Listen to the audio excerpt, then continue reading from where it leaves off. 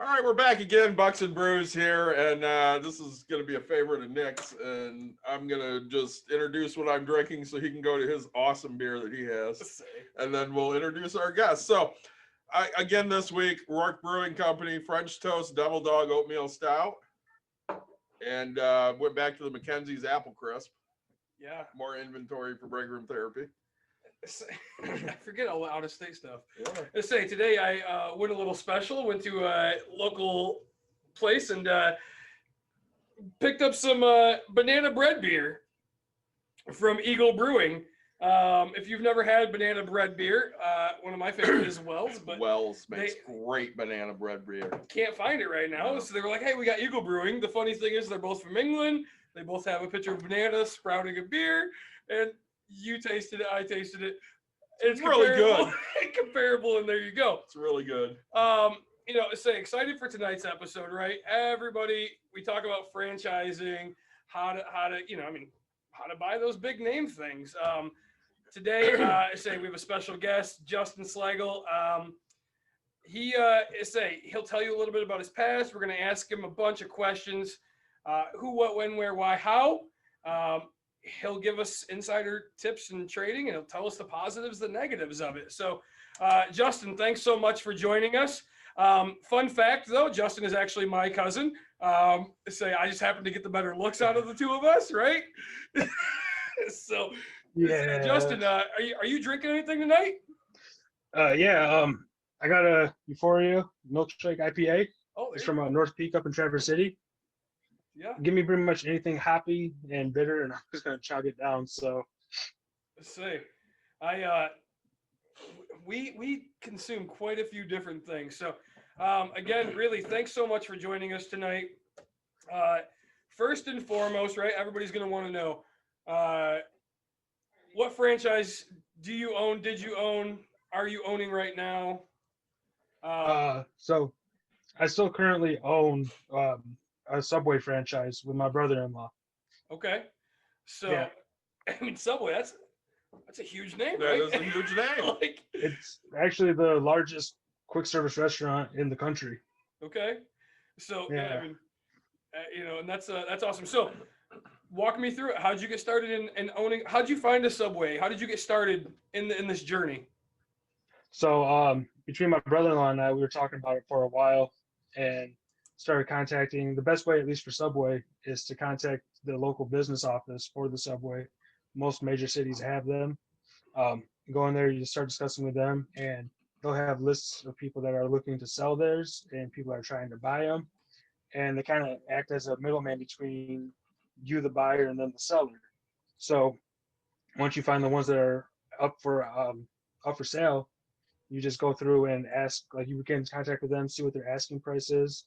And the nice way about how Subway does it, I'm not sure with other franchises, but with Subway, they force you to go through like the records of that company and see what their food cost is, their labor cost is, the rent, if it's rented out, like a rented place, plus any maintenance that they have. So you get a comprehensive breakdown. And it's not just like the last 3 months. You're going back like past 12, 15, 18 months to see basically their historical sales. So that way you can determine, like, is this place going to be profitable? What's the price? Like the one we bought, I say we because my brother-in-law and I bought it.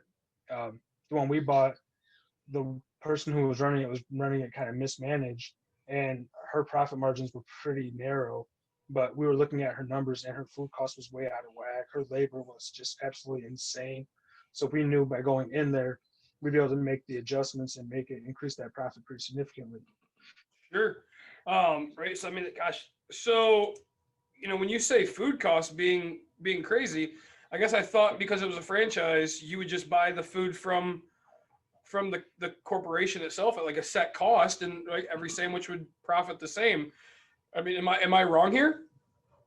Not so you're not wrong. We do have contracts with Subway, like the corporate offices, as to where we place our orders through. However, they don't regulate what you order. So say, because everything has a shelf life, vegetables, food, meat, all that stuff has a shelf life. Even the sauces, like you can't keep an open bag of sauce or an open container of sauce for 4 months. So what was happening, especially in this location, and I see it a lot, where they'll be like, "Oh, I'm not gonna buy one bin of lettuce. I'm gonna buy 6 bins of lettuce." Sure. Well, if you think that, like when we took over this place, she had probably like 15 packets of turkey that were all gonna go bad within a week, and with that kind of stuff where you get mismanagement like that, where you're not looking at what you're actually selling, because when the franchise you get like a comprehensive breakdown of what sandwiches, each individual sandwich you're selling.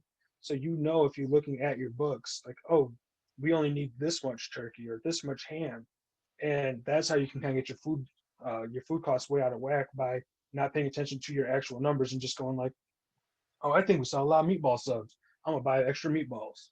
Like, no, like look at your data and actually back it up with that. And you can get that food cost down to around like the 30-35% where you're kind of expected to be. Sure. Well, and I would expect, in any given market, you have an idea of what's more popular than something else. So, I mean, Midwest, you and might be really popular with meatballs, but, Southwest, you might not be.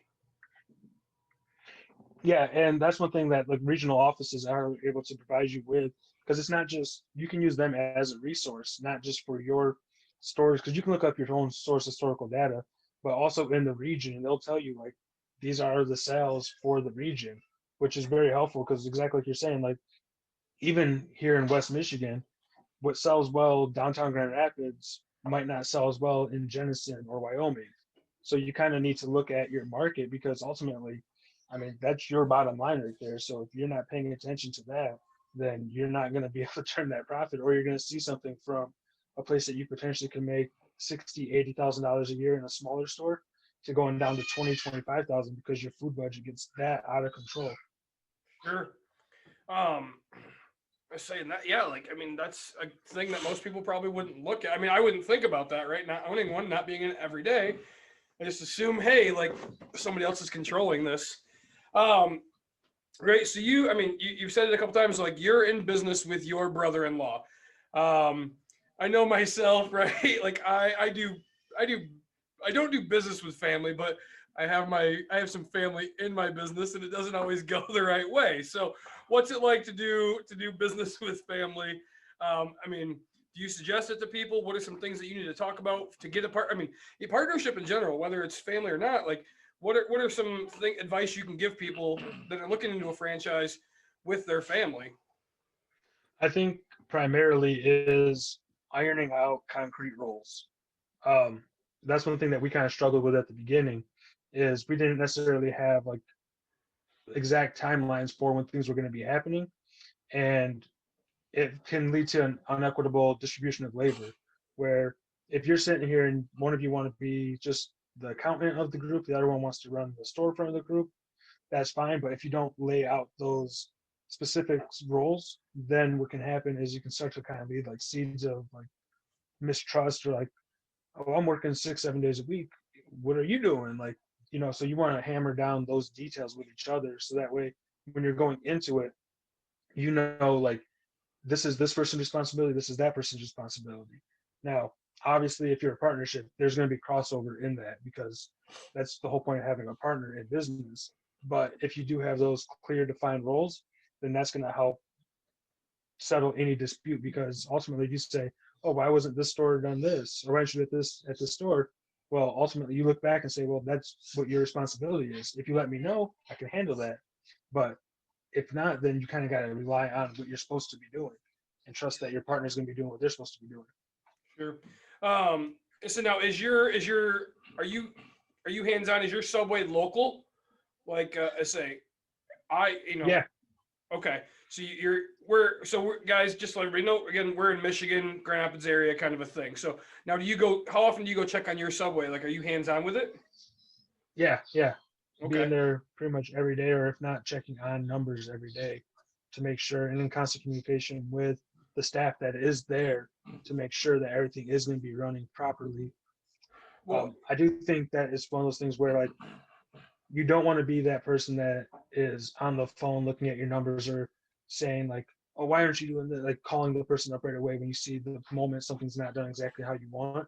But you want to keep an eye on that so you can use that, not My personal philosophy is not to use it punitively, but to use it informatively, because that's how you keep people around. But let them know like, hey, this is how we want things done. If I'm not here, I rely on you guys to do it that way. Sure. So here's something that, most people are like, hey, I'm going to buy into a franchise or I'm going to open a business. I mean, I have a business here, and they think they're just going to start cashing checks and they're not going to do much work. What you're telling me, Justin, is this is a lot of work. It's not like you're just counting your dollars like Scrooge McDuck or anything. I mean, you're working for your money. Yeah, like you want to get to that spot where you can Scrooge McDuck it and just sit back and have an infrastructure in place. But for the first 3.5 months we opened, or when we took ownership of the store, I worked, I think out of like the 90 days, I think I worked 87 of them. Like, you're going to be working. Now, not every single one of those days is 10-hour days, 12-hour days. But especially when we first took over the place, because we took over a store that was mismanaged, it was pretty much 14, 16-hour days for the first probably month. And I was doing it 6, 7 days a week.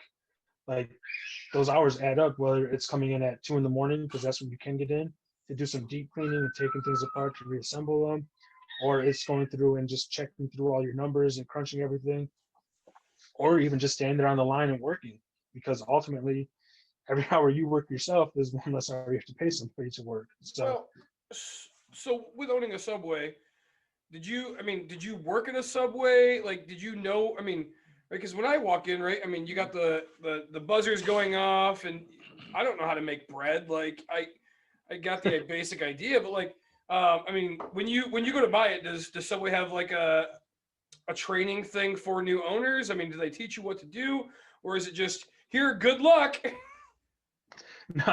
Subway, well, so going back originally, I started working at a Subway back when I was 15 years old, 14 years old, like sophomore year of high school. Worked through there throughout high school, worked at a Jimmy John's in college and a Subway in college. So I've been making subs for probably 10 years of my life. Like, I spent a lot of time making subs before I went into the ownership side of it. But Subway corporate has a training program where you go over to Connecticut for a couple weeks, and it's a pretty intensive program. They show you basically how to run your numbers, how to calculate all your costs, how to work your employment. You also have to go to local Subways in the Connecticut area that the corporate headquarters partners with as training areas. So you don't only get just the classroom, but you also get a hands-on approach. And the owner that you get partnered with goes through not just like how to make sandwiches, because some owners there had never worked at a Subway before, never made a sandwich, didn't know how to cut a piece of bread. Sure. But you sit there and that person goes through not only the menu, but also all of the ownership side of things, ordering things, when to order things, how to turn over your product, how to promote your product, all different avenues that you can kind of try to help get your brand out there more, because ultimately you're working at your franchise. You want as much business coming through your doors as possible. So you have to kind of set yourself apart to make people want to come into your restaurant. Yeah. Well, and I know, with coaching and with my wife's business, people look at, the time you're putting in. And with coaching, everybody said, hey, you only work 2 months a year, which Nick and I both coach together. So we know that's bullshit. And they look at the business here and they're like, well, you're only open Thursday through Sunday. You have 3 days off. And Dawn goes, yeah, that's not, I don't necessarily, like Justin said, I don't necessarily work 10-hour days, 7 days a week, but I work 7 days a week. Yeah.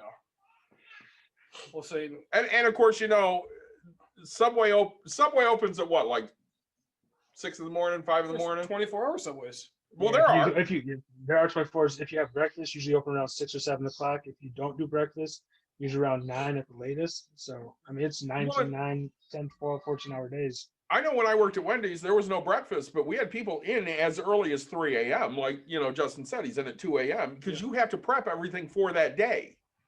Yeah. Gosh, I don't know about a Subway. Say the Subways that don't have breakfast, man, they're like the worst, right? It's like, I can honestly say I've never eaten breakfast. Oh, come on. Steak, egg, and cheese? I've never had one. Steak, egg, and cheese is where it's at. This guy gets it. I guess I'll have to try one sometime. I've never eaten breakfast at Subway. So, right. Now, are you looking to, before I give everybody the free place, are you looking to grow and expand your places? Yeah, I'm still looking at potential places to expand into. Right now, with all the COVID stuff, it's super tricky to try to find like the right buy because different franchises, and I'm sure everybody's seen if you go to your local Subway, McDonald's, Burger King, they're constantly renovating their look. It's not the same look for 15 years. They keep changing it. And Subway is the same thing. So right now they're in a remodeling phase, but with COVID, that's kind of been kind of put to the back burner. And some of the ones you'll see there, the Eat Fresh stores, they got a new sleek metallic design with green and gold all over the place. Like they look really nice. And you get some of the older ones that are still kind of that Tuscan Villa look to them. But right now with the COVID stuff going on, it's hard to find like that right purchase area for it because people that are looking to sell are usually the ones that were kind of hit harder with the COVID shutdowns and closings and limitations that that brought on with it. So you have to try to negotiate a fair price for them, but also understanding that if you buy a $150,000 franchise, that's cool. But with the COVID restrictions in place, when are you gonna start making that money back? Where 2 years ago that store might have been worth $150,000, but in this current economic climate, that store might only be really worth 75. But is that owner going to take a loss on that property to get rid of it? Or, you got to try to find that balance. So unfortunately, there's not like a nice, neat bubble to put that on. It's varies person by person. And that's one of the things with franchises is you're not dealing with a corporate entity. You're dealing with like one of you guys. If you guys had a Subway and I wanted to buy it from you, it's me talking to you. It's not me talking to corporate to get it. It's me and you coming to an agreed sale.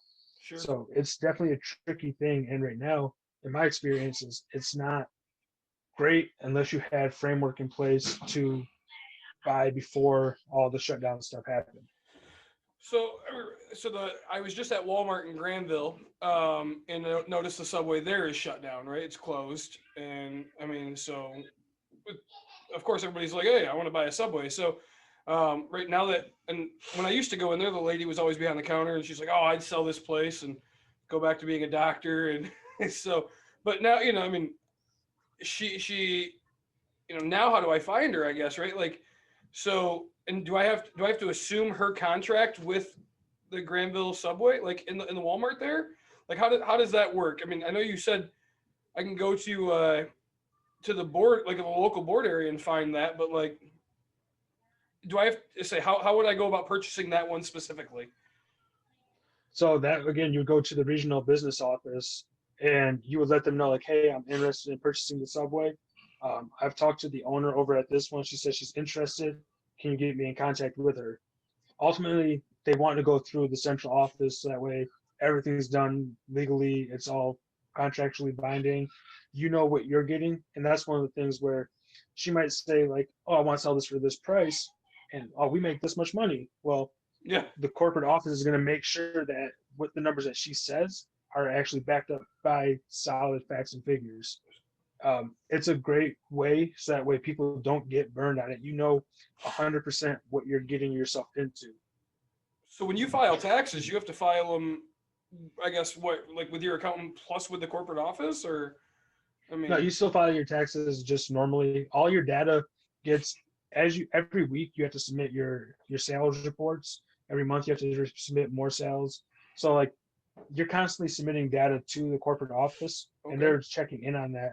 So your taxes are still done by yourself because ultimately you're independent from like if I do something at my store and somebody wants to sue, they can't go after like the corporate Subway. They come after my personal one. sure. So you file all that stuff personally with your accountant and handle that all in-house as well as like payroll and everything. So I know with, especially with COVID, everybody wants to support small nowadays, which I'm very thankful for. I have a small business, we're only here. Um, and most people will say franchises aren't small, so don't support them. But, with certain franchises, they are still small. I mean, you're supported by Subway, but you're still on your own. Yeah, I mean, if you depending on the franchise, but with Subway specifically, like every dollar you spend on my shop is money in my pocket. Like it, I do have to pay royalties and like ad fees and things like that to Subway corporate, because I pay zero for advertising for my business out of my own pocket. It does come from my sales, so it's not free, but it's all in the contract with Subway about how much of my each dollar I get is going out. But then again, like I said, that pays for everything you see in the store. That's not hardware. It's paid for by that. They send all the POP, the point of purchase stuff, all the updates to the software, everything that we roll out is rolled out through that and paid for through all our royalties and our fees to the franchise. So, um, I really want to hit on that. That's huge for me. So when you were saying for every dollar they take a, I mean, is it general, like whether your store makes 20 grand or makes 100 grand, they just take the same percentage out of every dollar of money made? Yeah, and I don't want to get into specifics because Nope. of like disclosure issues Nope. there, but not each franchise, like Subway with their franchises, it doesn't matter if you're a $1 million store or a $20,000 store, you're gonna get X dollars, X percentage is gonna be taken out for your royalties, Yeah. flatline across the board. So if you make $100,000, you're not gonna get taxed any more or less than any other franchise. Sure. And that tax might not be the right word, but get the concept of that. So yeah, no, that's awesome, because I mean, like, Yeah. you're You're incentivized at that point to make more money because you're not losing anything else. So if I make, let's just throw numbers around because Nick and I 5%. like numbers. So Yeah. if I'm a $50,000 store and they charge me 5%, if I'm a $100,000 store and they're still charging me 5%, Yeah, it doesn't matter. yeah, it really doesn't. My incentive is to make more money. Yeah. Now, so, gosh, that brings us to so many. But so now you had kind of mentioned, hey, if I'm going to go buy a $150,000 store versus a $75,000 store, right? The corporate offices and all that, like, what type of financing is available for purchasing a franchise? What if there's financing, how do I qualify for it? What is my step as a new person wanting to get a franchise? So with that, unfortunately, like Subway doesn't offer like the financing through their corporate offices because each one's independently owned, and it would kind of lead to some maybe not ethical business practices if they're determining the value. Because if I want to sell my store, I determine my price for it. Just like if you want to buy a house or sell a house, ultimately you're the person that sets that price. So if you're looking for financing, you have to go through a lender or go talk to your local bank or credit union, things like that, where you would normally apply for a business loan. Okay. That's the best way to do it. And when you do that, they're going to ask for the profitability, P&Ls, the profit and loss sheets for that business, because the bank's not just going to give you $75,000 just because you have a good idea. So you need to go and show them that this business is profitable. This business is worth the money that I want to buy it for. Yeah. Well, and I know starting a business, you can pretty much figure out for 2, 3, 4 years, you might not be profitable. Buying into a franchise, I mean, are you looking at that same time frame of I'm not going to be profitable in 2 or 3 years, or does that accelerate because you're buying into a proven model? Yeah, the startup cost doesn't hit you as hard. You still have to pay like the rent or the business loan, things like that, and all your monthly costs. Because we have in a Walmart in Wyoming, and we get hit with a monthly rent charge from them, which is based off a percentage of our sales. But then we really? also pay, yeah. That's Yep, some places do, like some places rent based off the production percentage of sales, and then what they'll do is kind of a tiered system based on your sales. Again, I don't want to get too much. I can't. Nope, No, get too that's much into fine. that. But yeah, it's kind of a tier thing. But you also have to think of other costs where like them taking care of the driveway or the parking lot. Yeah. Like that's all stuff that you end up paying for, the heating. But with the getting back to making the profit on the business, it really kind of depends on what you're taking over and what you're getting yourself into. So with the new remodel going on, if you want to buy this big franchise from somebody, but it's still the older model, well, you have to understand that you might buy that for $250,000, but you're also going to have another $150,000 put into the remodel because it's a big business. You have a smaller one, obviously the cost goes down. So that would kind of play into it. But usually, if you want to work in the franchise, you can kind of start to see a little bit of profit where you're not going to kind of like, you're not in fear of losing the business, but you're not living lavishly yet. But if you want to pay somebody else to work in your business, then that's going to take you a lot longer because if you're paying a manager to come in and they're going to make $40,000. Well, that's coming out of your profits right there. So if you want to take the time and put back into that business, if you buy a shop for $80,000 and you work it hard, that first year you aren't going to break even, but you can start to see in usually about 1.5 to 2.5 years, you kind of get to that spot where you're starting to turn a profit, you're paid off for everything. And if you don't want to work it, you're going to see that kind of extended out to 3, 4, 5 years, just because that's a pretty big chunk that you have to pay somebody to constantly be on call for your place. So when we're looking at insurance costs, because I know with our business, our insurance cost is astronomical because, you know, they figure that we're dangerous. I'm gonna burn down every house is what they always assume for mine. Right. Oh, yeah, So I'm at shit tons. how bad is insurance, you know, for a franchise like, you know, a restaurant?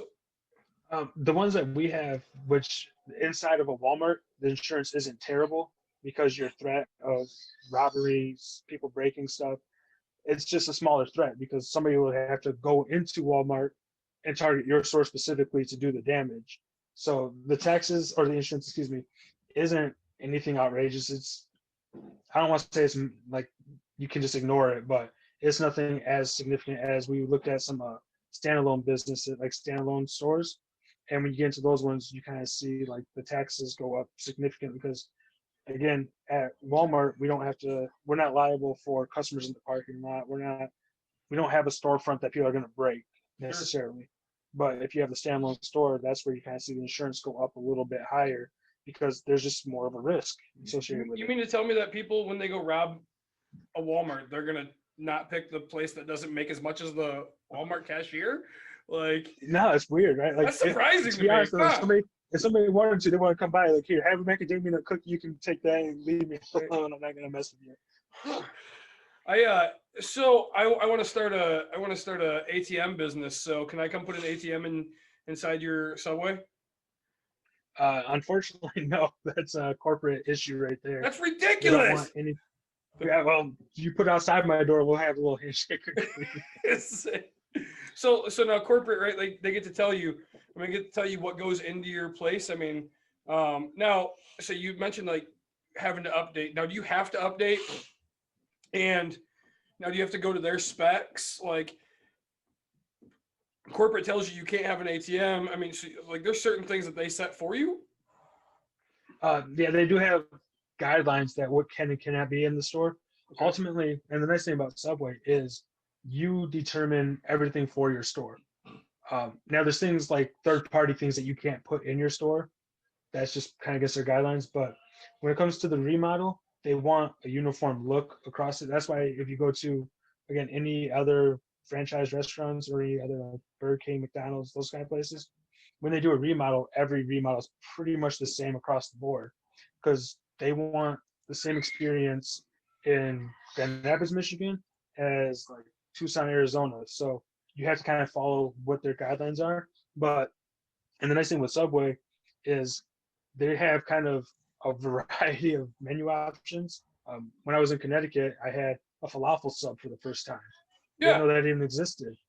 And if I wanted to in my store, if I thought it would sell, I can purchase that falafel sub and put it on it.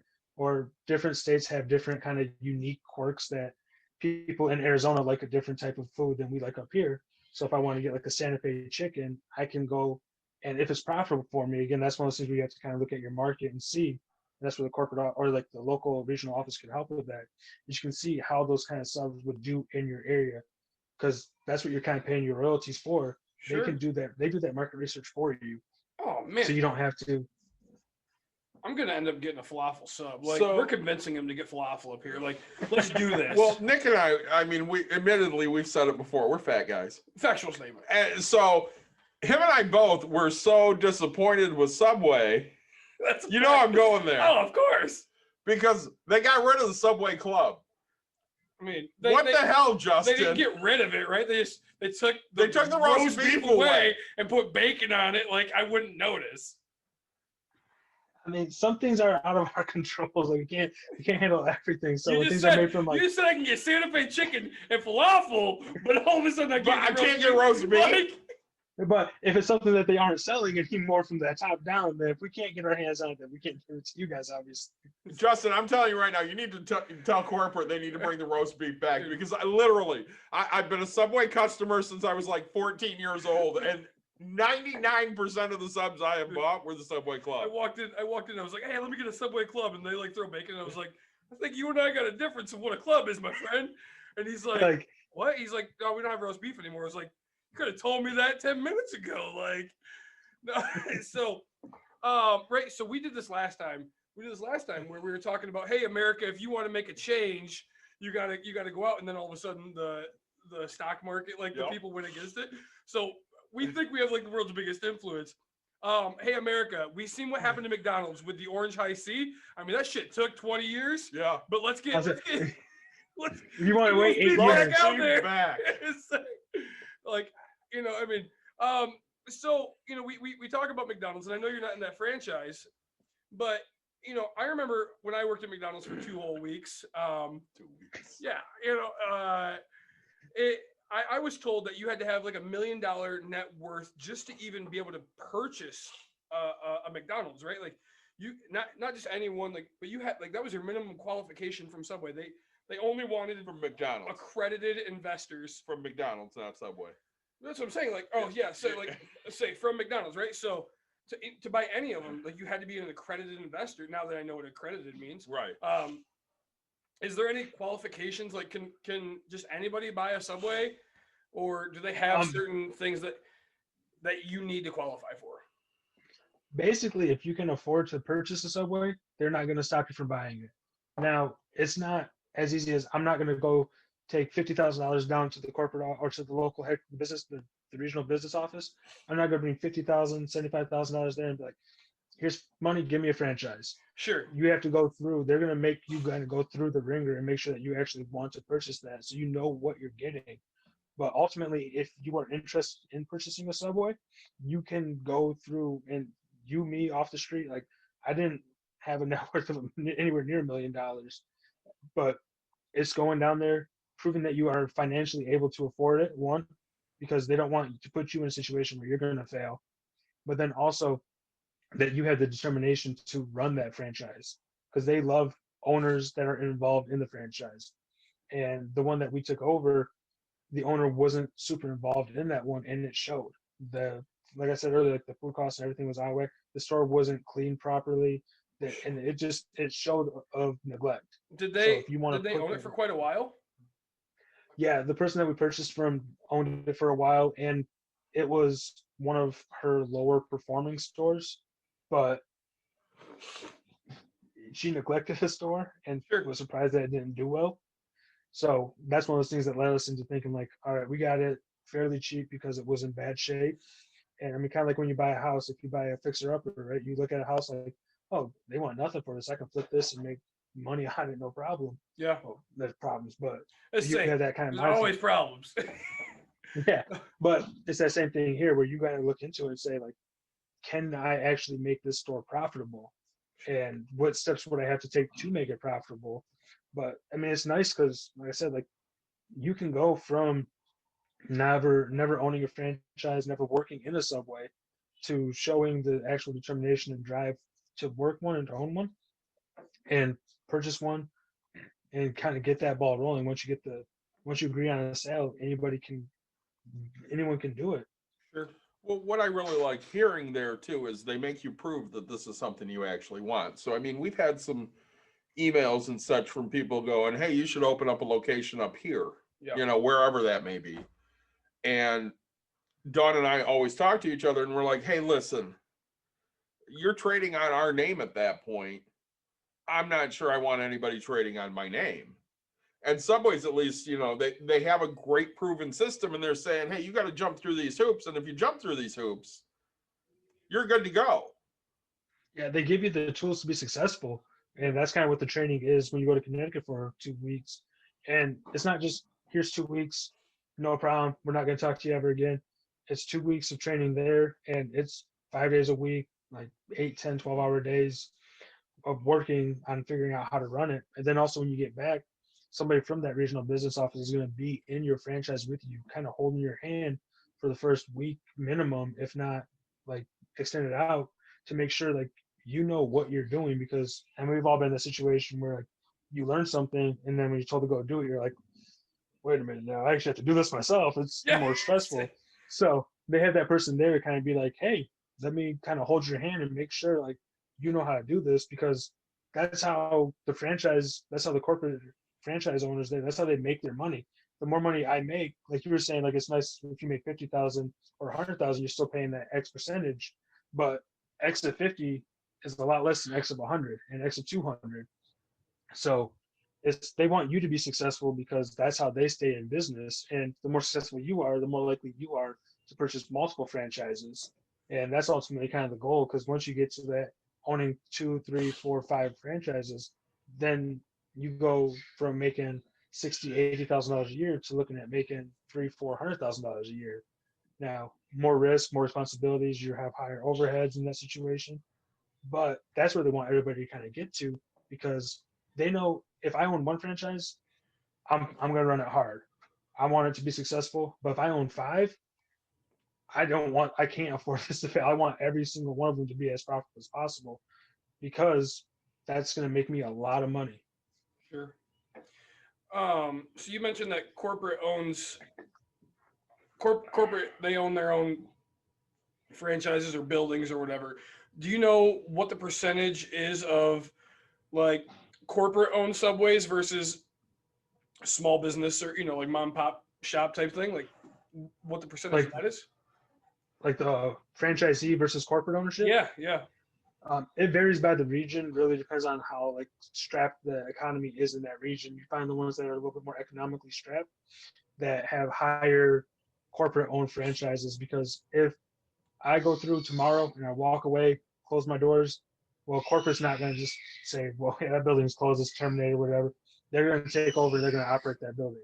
And I'm sure other franchises have similar agreements in place where if you fail to meet their standards, that they can litigate against you to take your business, take your franchise license away. So it kind of depends. There's not a broad blanket number for like, oh, over corporate X amount of franchises are owned by corporate, but it really depends on, especially in this economy we are in now, with how each owner handled the crisis individually. Sure. Um, and that's and I think each owner is going to deal with it so different. I mean, when the shutdowns happen, we've seen it through a bunch of businesses. Like, my company when I was working there, right? Like, they kicked everybody home except for they were like, oh, we're going to find loopholes to get people back to work, and other companies were like, nope, we're just going to play it safe and do it right. And we all know, like, I worked for Gentex, which made mirrors. Magna Donnelly made and they make mirrors. So like Gentex handled it so differently than Magna. So and I know, like, when we hit the pandemic, yeah, Subway was running a lot of deals with ordering online.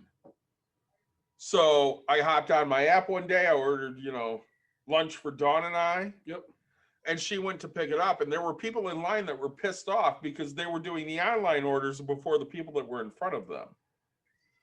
Now, has that changed, or is that a thing, or was that an issue per store? The way I personally like to handle it, and it is depending on the store. Some of the stores will prioritize different aspects of it, but my own personal idea is I do the first come, first serve.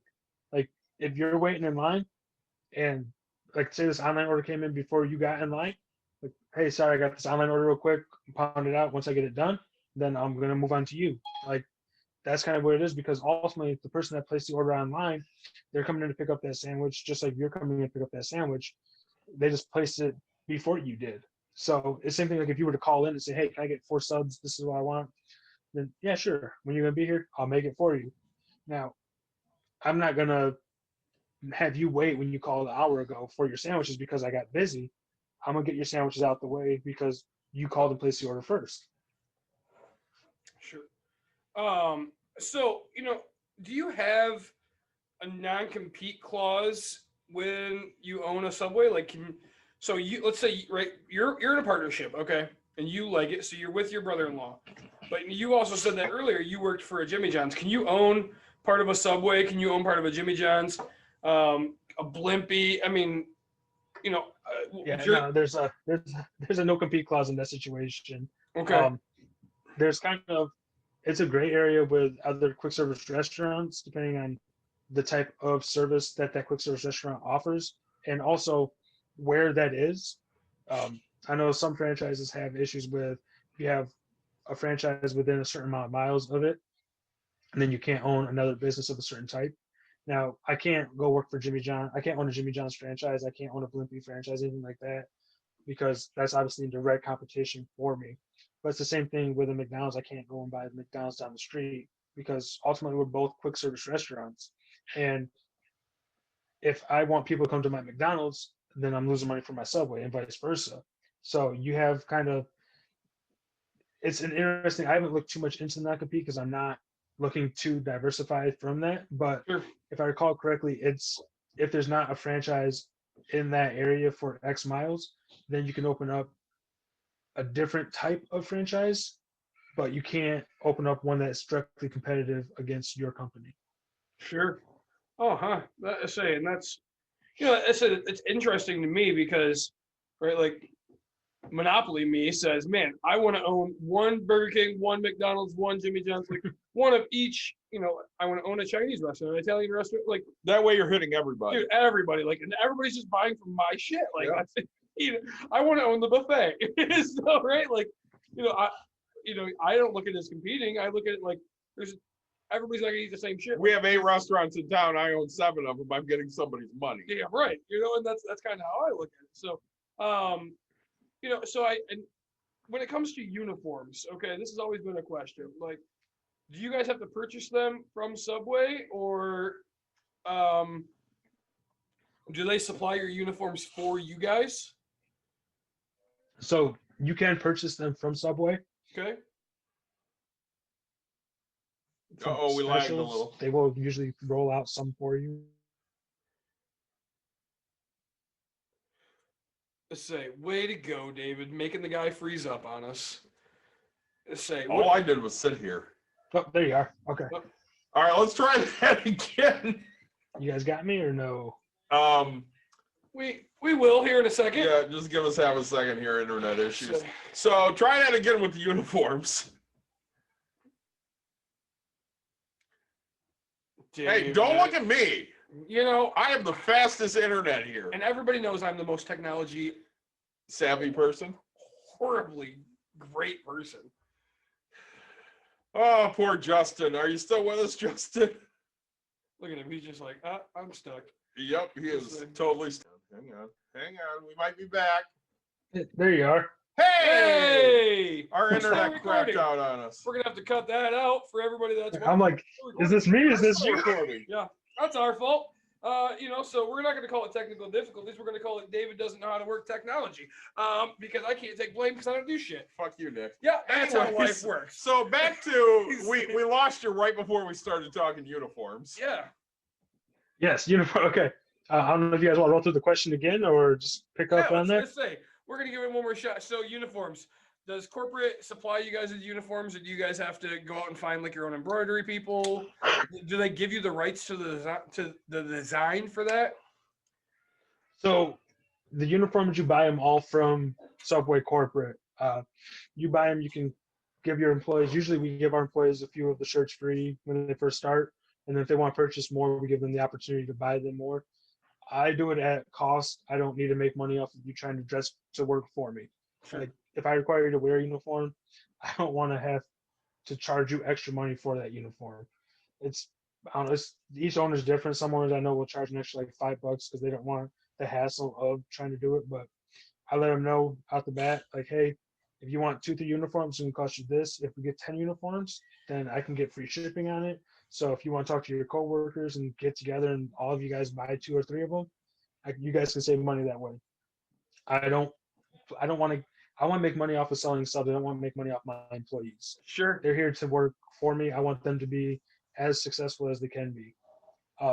Interestingly enough, about the logo and stuff like that, is we do have access to different logos, different sales points, things like that we're allowed to promote personal ads. Sometimes you go into a Subway, you see it like the store will have like a banner that says like, oh, on Sunday you can get 3 subs for the price of 2. Yeah, that's the And one. The one at my house does that. It's great.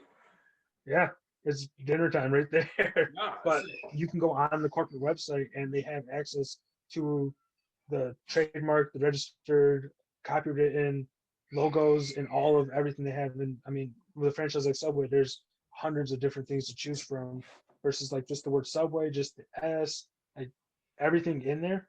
You can kind of choose and kind of tailor make to fit your idea for what you're trying to advertise.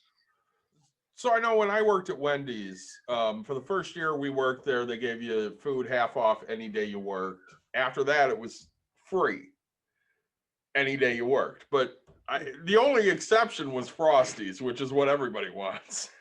There's a freaking Frosty. So what we would do is we would order the most expensive thing on the menu, which was a triple cheeseburger combo. Yeah, of course. So that way, we could get something expensive. Did they do anything like that at Subway, Justin? I mean, do you, if you're working, I always give my employees, regardless of any shift they work, free 6-inch meal. Get a sub, drink. I mean, they get drinks the whole time they're working. I don't limit that whatsoever. And then a bag of chips also. If you're working Does an 8 cookies or a included? longer shift, what? Is cookies included? If you want cookies instead of chips, yeah, you get 2 cookies. Just like you can combo walk that Subway. If you want 2 cookies instead of chips, you can make that combo if you want. Are you hiring for like, let's say 3 minutes a day? Yeah. Nick just If you wants work like cookies. hours, but no, like I try to do it too. Like if you're working, because I mean, we have a varying age group of employees. So some people are only working 3-4 hours a day because they're minors trying to meet whatever hours they can get. And we also have some adults that are working there for paychecks. So if you work an 8-hour shift or more, I try to have it personally where I give you a foot long that you can, however you want to do it. Because I mean, you're here for 8 hours, you got to eat. And I don't want you to have to bring food from home if you're working in a place that sells food. Like it's those things where I'm under no obligation to do that, and different franchises handle that completely differently. Sure. It depends on the franchisee. I just do that because, yes, it's going to bite into my bottom line, but I rather have a happier employee that isn't trying to go somewhere else for food. Like he might he might get his sub from my place and like, man, bring one home for my mom now. Like, cool, yeah, buy a sub for you. Like have your free sub and then buy one for your mom by all means. Yeah. So I don't know. It's a minimal cost to make employees happier. So when we talk about employees, I mean, when you're owning it, now do you guys do your own HR? Right, so you hire and fire everybody yourselves as the owner, and then, I mean, does Subway have like a set standard of what you have to give your employees? Like, can you say, hey, you need a certain amount of full-time employees, you need to offer insurance? Like, do they have like certain things, or is it really just like you get to make all the choices you want with your employees? Yeah, I get to make all the choices myself. I don't need to have anything other than what I determine I need to run my franchise. Okay. Sure, and that's um, that's like a great thing to have is, again, as you said, you can have younger kids and you can have older guys who are there to make paychecks. I mean, And the younger kids I like having the high schoolers that are working because ultimately, I mean, you can determine based off your sales history how many employees you need for any given time period. Yep. But usually you need that dinner rush covered, but you don't need 4 people at 9 o'clock at night.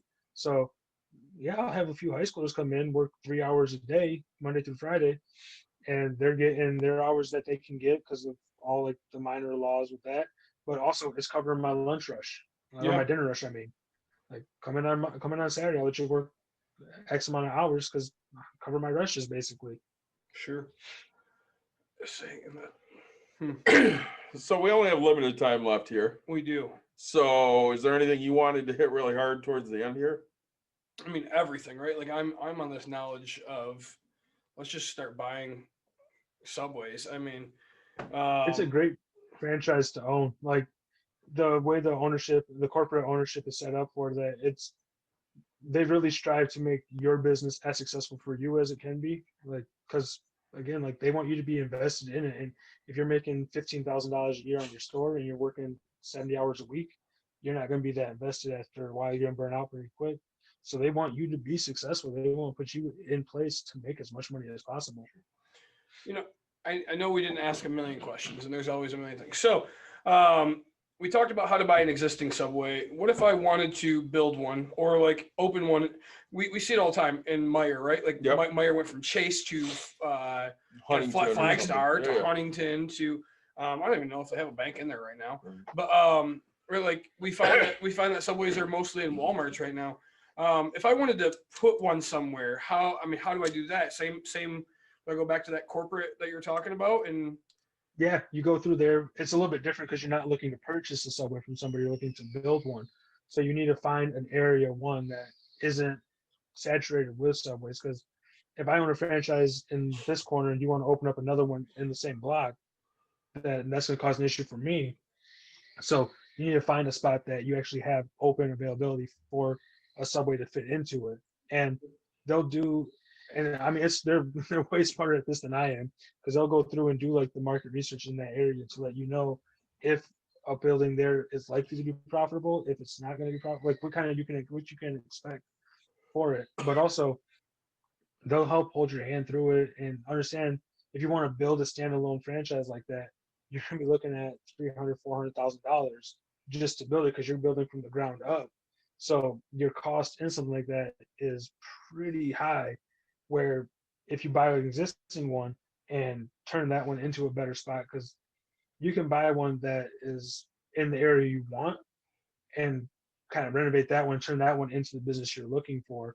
They're not going to stop you from spending your money how you want to. If you want to go and find a location that you think a Subway will work, you bring it up to them, tell them these are your plans. If they approve it, then you bring it down and get working on it. But ultimately, they don't want you to spend $400,000-$500,000 of your own money to build something that's going to fail, because that's not helping them at all. That's hurting the brand image by having something that's there for 8 weeks and then's gone.